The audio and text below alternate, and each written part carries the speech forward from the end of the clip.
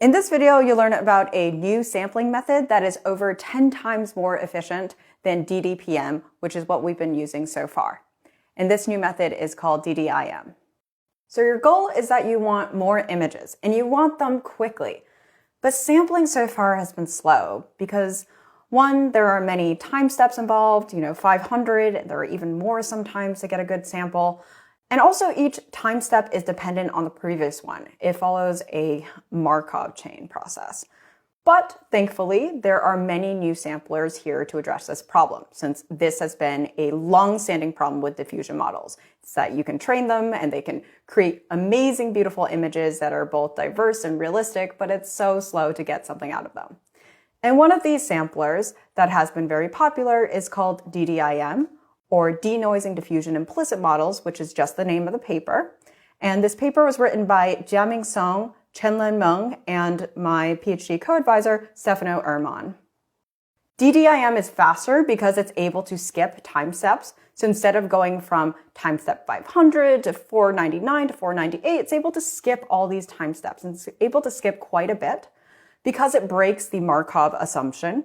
Markov chains are only used for probabilistic processes, but DDIM actually removes all the randomness from this sampling process and is therefore deterministic.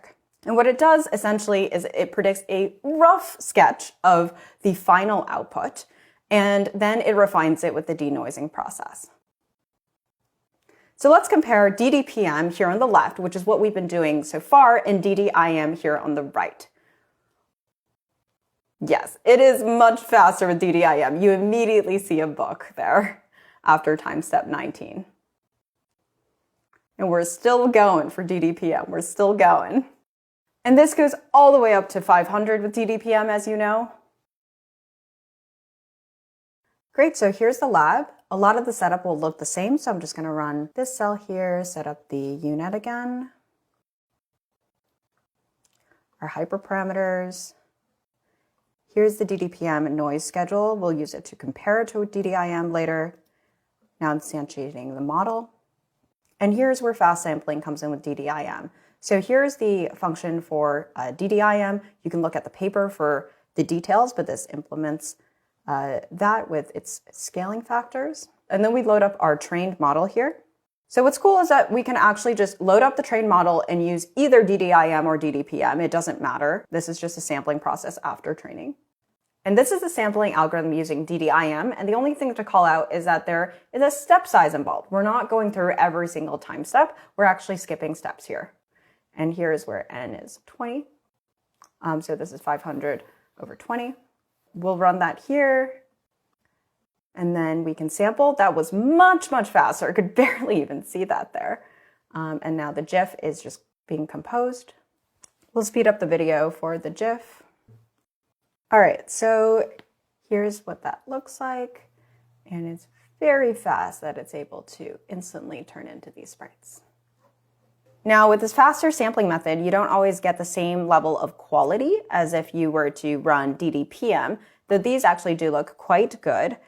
Empirically, people have found that with a model trained on these 500 steps, for example, DDPM will perform better if you sample for 500 steps, but for any number under 500 steps, DDIM will do much better. And so now here's the same, but with a context model, so you can load in that context. Great, so these are just random contexts here, but you can set them yourselves as well, and this is what they look like. So now your question is probably, how does the speed compare? So we can load up the original DDPM functions and sampling algorithm, and we can compare it using TimeIt in this notebook. So we're going to compare DDIM with DDPM.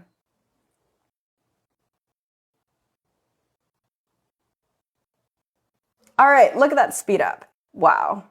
So try running these in your own notebook and see what you get.